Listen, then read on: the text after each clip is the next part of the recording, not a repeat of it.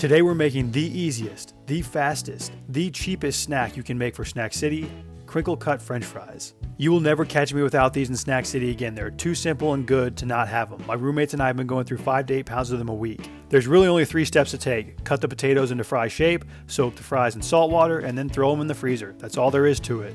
I usually do 8 pounds at a time because the bag of potatoes I get from the store weighs 8 pounds. Get a 3-pound bag, get a 5-pound bag, buy a 20-pound bag from Costco. I don't care. Make however many you want. It doesn't matter because all you're doing is cutting the potatoes and soaking them in salt water. Now, if you don't have a crinkle cutter, you can obviously use a knife, but I think the crinkle cutter is better for a few reasons.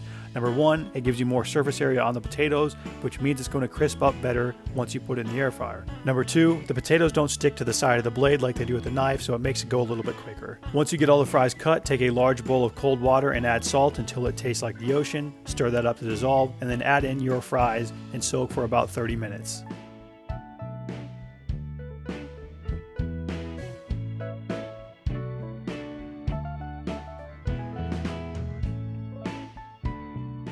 After the potatoes have soaked, drain the water and then line a large sheet pan with some paper towels, pour those fries out over the top and pat them dry. It's also not a bad idea to add a bit more salt at this step just to ensure you have good flavor on those fries. Once everything is dry, you can pull away those paper towels and then move it into your freezer and allow to flash freeze until the fries are frozen solid.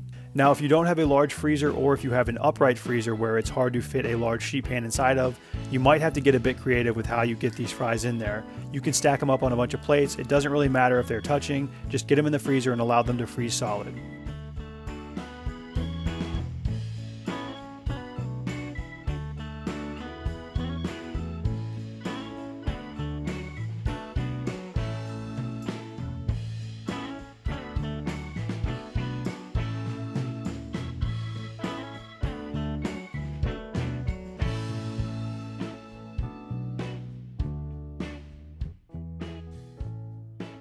After the fries have frozen, you can pull that sheet pan from the freezer and break up all the clumps into individual fries. You want to make sure that these are frozen all the way and not damp at all, because if you put them damp into the Ziploc bag, they're going to clump up together and it's not going to be fun.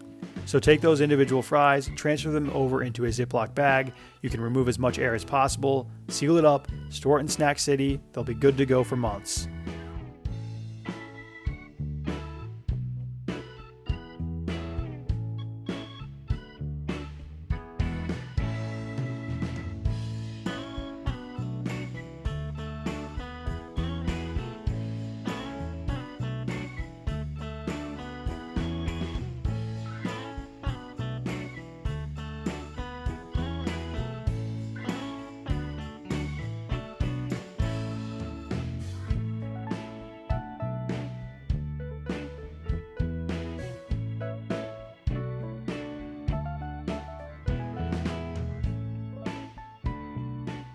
To reheat the fries, you can go straight from the freezer to the air fryer at 400 degrees for 10 to 12 minutes. It's going to depend how many you put in there. If you fill the basket all the way, it's probably going to take a little bit longer. If you only put a few, it might only take 5 to 6 minutes. Shake the basket halfway through to make sure you're turning them properly, and then put it back in until you reach the desired color that you want on your fries.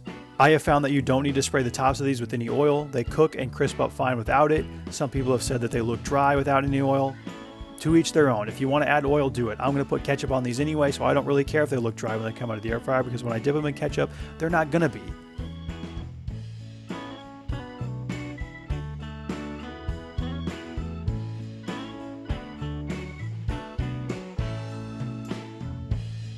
Because these are just plain russet potatoes with a bit of salt on them and we didn't use any oil to cook them, it's about 120 calories per 150 gram serving. Pretty fracking good if you ask me.